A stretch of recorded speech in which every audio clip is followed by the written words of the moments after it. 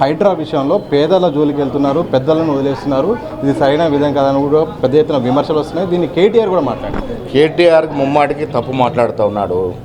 హైడ్రాలో ఎవరైతే భూబకాసురులు ప్రభుత్వ చెరువులు కుంటలు కబ్జా చేస్తారో వాళ్ళ మీదే ప్రభుత్వం దాడి చేస్తూ ఉంది.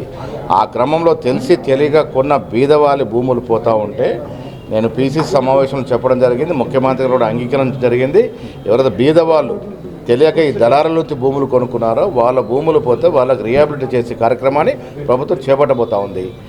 ఏ పెద్ద చేపను కూడా వదలలేదు, మీరు చూసినారు. అది పార్టీలకు అతీతంగా చెరువులు కబ్జా చేసిన ఎవరిని కూడా వదిలే ప్రసక్తే లేదు. సో సీఎం రేవంత్ రెడ్డి భాష తీరుపై కూడా హరీష్ రావు అభ్యంతరం వ్యక్తం చేస్తూ వరుసగా మాట్లాడుతున్నారు. కేసీఆర్ వాడిన భాష వల్ల తెలంగాణ గౌరవం మంటగలిసింది.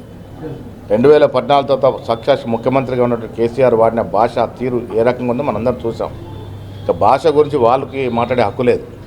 గవర్నమెంట్ హాస్పిటల్ విషయంలో కానీ చాలా నిర్లక్ష్యం ఉంది. చాలా పిట్టల్లాగా మరణాలు అయితే అవుతున్నాయి. ప్రభుత్వ హాస్పిటల్ మాత్రం సరిగ్గా పట్టించుకోవట్లేదని కూడా పెద్ద ఎత్తున బీఆర్ఎస్ ఇప్పుడు నిజ నిర్ధారణ కమిటీ కూడా వేసింది.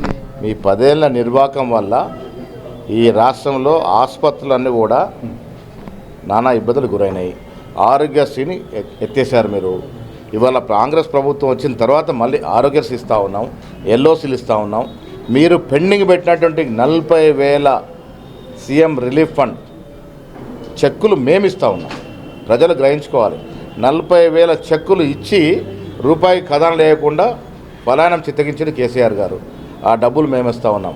కేసీఆర్ హయాంలో 10 ఏళ్ళ చేసిన అప్పులు చాలా డిపార్ట్మెంట్ల అప్పులు కాంగ్రెస్ పార్టీ తీరుస్తూ ఉంది. అలా అందుకే డబ్బులకు ఇబ్బంది పడుతూ ఉన్నాం. సో కేసీఆర్ కానీ బీఆర్ఎస్ నాయకులు కానీ 10 ఏళ్ల నిర్వాహకం మీద ప్రజలు నానా ఇబ్బందులు పడ్డారు, రాష్ట్రాన్ని దోషేశారు. మీకు ఇంకా ఇప్పుడున్న పాలన మీద మాట్లాడే హక్కు లేదు.